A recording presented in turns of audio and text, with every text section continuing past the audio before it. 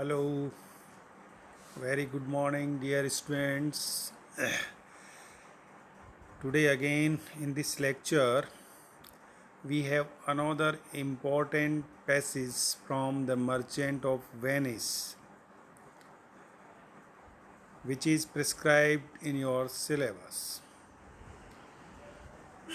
The lines or the dialogue that I have chosen for today is spoken by Shylock to the court. Up to now, we have come to know the story of the Merchant of Venice, that Shylock is adamant on his argument, on his stand, that he will never be satisfied without taking a pound of Antonio's flesh. Everyone in the court tries to satisfy him, tries to persuade him,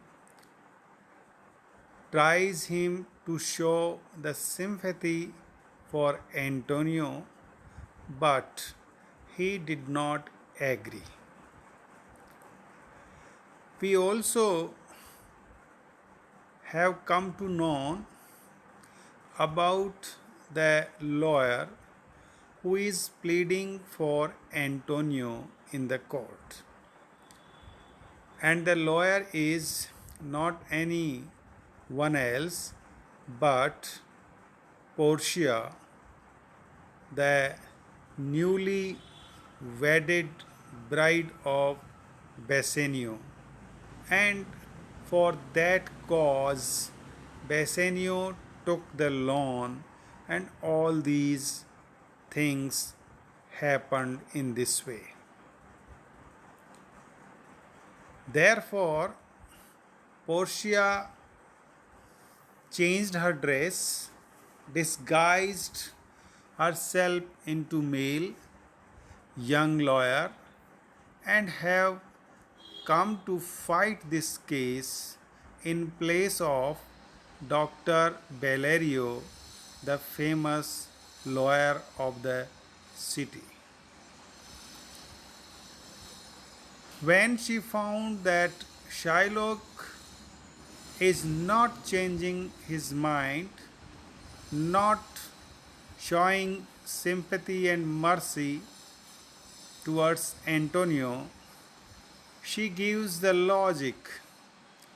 And in the previous lecture, we discussed about that logic, that argument she gave to protect or to save the life of Antonio.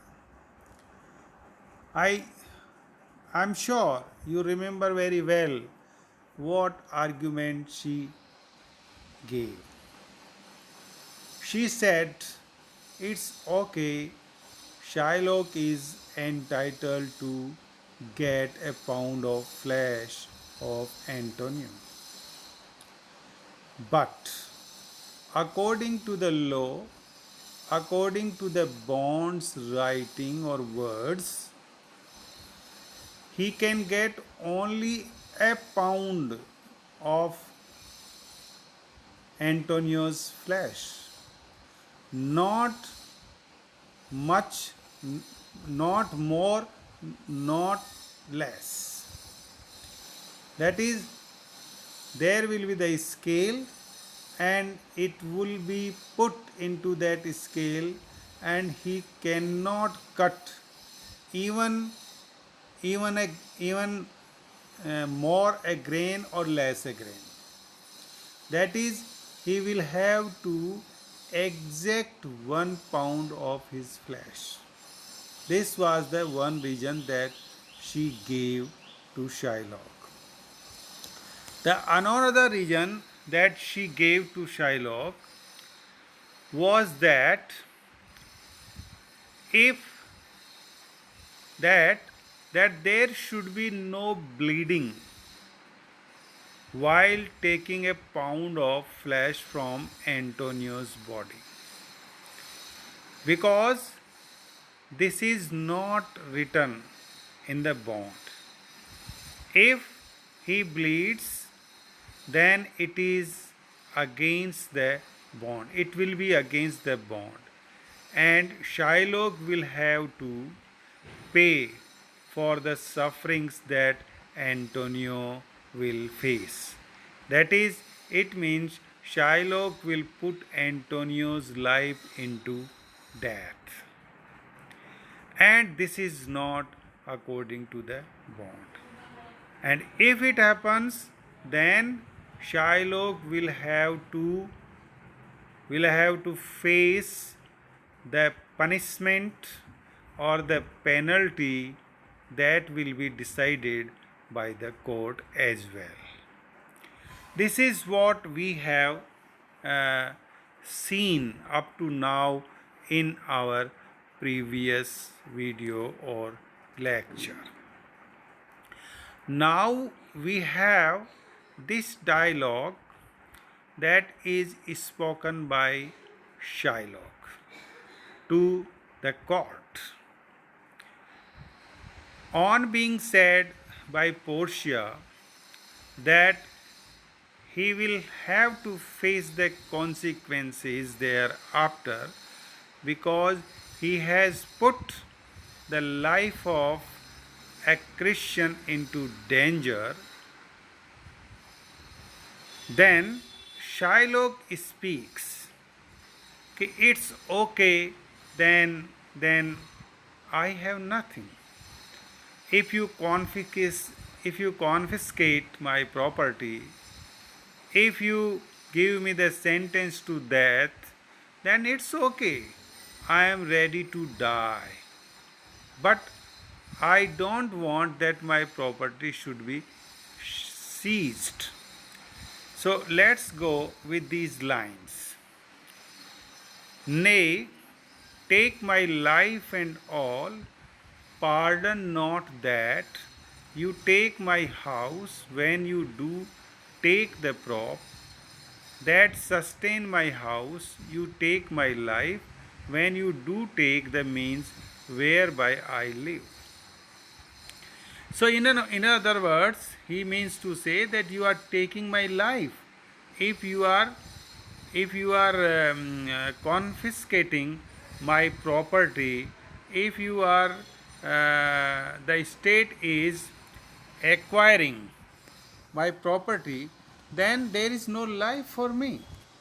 This is he wants to say in these lines. Let's see. As I told you, that this is spoken by Shylock in the court, and we saw that by the trick of law, Portia has turned the table on the Jew. Now it was the part of the Jew. Earlier we were surprising, we were looking, and we were shocked to find that Shylock is not changing his mind, and now the life of Antonio is in danger. We thought that, but now the tables have been turned upon the Jew himself, and now Portia is accusing him of attempting to murder Antonio. She says that according to the laws of Venice, this crime is punishable by seizure of property. So he has committed a crime of murdering Antonio, or putting his life into death or risk. Therefore, according to law, this crime that he has done is punishable, and this will be punishable by the seizure of his property. His property will be confiscated, and by condemning such a person to die. And another way, that this kind of person will be condemned and he will lead to death as well. Portia then leads Shylock into a tight corner. That is, Shylock now finds himself in a tight position, and she tells Shylock to bow before the Duke and beg for mercy. Now she says that Shylock is in a tight corner, in a difficult situation, therefore he should beg for mercy from the Duke. And Shylock has no other choice except to do as directed by Portia. So, this was the reference. Now, if we explain these lines that Shylock has spoken, that Shylock is in despair. Now he is hopeless. Now he is nervous. He is not able to think what to do, what he must do, because the tables have turned upon. When he finds that he is going to lose all his property, one half to Antonio, the other half to the government, he requests the Duke in an ironical tone. So, the punishment was that one half property he will give to Antonio and the other half to the state. This was the punishment that was given to him. So, on hearing this punishment, Shylock requests the Duke in an ironical tone. Not in a flat tone, but in an ironical tone. And what he says to the Duke? He says that the Duke should better order Shylock's death. Because if all his wealth is taken away from him, he is robbed of his shelter, of his means of very existence on earth. It would be better if he is given the sentence to death. He is ready to bear that punishment. Because if all his wealth is taken away from him, it means he is robbed of his shelter, of his means of very existence on an earth. Then how he will live upon this earth if his property is being taken away? Then he says that it is money by which alone one can exist in this world, because with money one can buy his food, his clothes, his shelter, and everything else that he needs for his existence. So he means to say that a man cannot live without property, without money, because it is only the money by which one can purchase his food, his clothes, his shelter, everything else that he needs for his existence. So, man's existence is only if he has money. If he doesn't have, then there is no existence of man upon this earth. This is the view of Shylock. Because money can buy everything. He means to say that money can buy everything. Shylock is shocked into such hopeless despair by the confiscation of his wealth that he finds this life useless. So he finds that if his property is taken away, if his property is being seized, then there is no use of this life. This life is useless. So he is disappointed, extremely disappointed, and feeling himself in a shocked depression and hopeless situation. He asks the court not to treat him leniently. Therefore, he requests the court of the Duke, that don't consider him leniently. That is, don't spare his life. It would be better if he is given the sentence to death, because just living without any money, without any property, that will be useless. The life will be meaningless for him. He doesn't want his life to be spared without his wealth. So, he means to say that if wealth is not there, then there is no need of his life. His life has only a meaning if he has his wealth.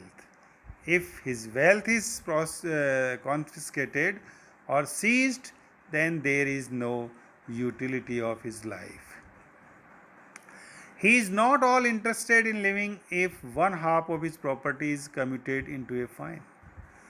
Then he also says that even half of his property is commuted, is taken away from him, even then he is not at all interested in living. Not only the full, but if half is also taken away, even then he would think that there is no need to live at all upon this earth. That will be not interesting to live. He says a house falls down if the main support is taken away. So the main support is his property, and if it is taken away, then the whole building will collapse. And the building is his body, his mind, his existence. So his existence will be collapsed if the main support, that is his property, is taken away. In the same way, life passed in the abject property is hardly worth living. That is what he wants to say. Okay, it is worse than death. So he prefers death, his own death, than to surrender his property before the duke or before the court.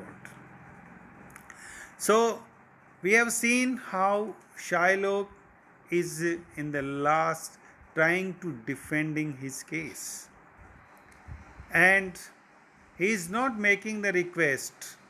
He is making the request in an ironical way, in a taunting way, that it is better if his life is taken away than to seize his property. Because he means to say there is no use to live upon this earth without property. So, this is what we have the meaning and the comprehension of these lines. We have the context of these lines. I hope you must have understood it very well. And for now, this is all. And in the next time, in the next video, we will meet another important passage from this play. Till then, bye bye. Thank you very much.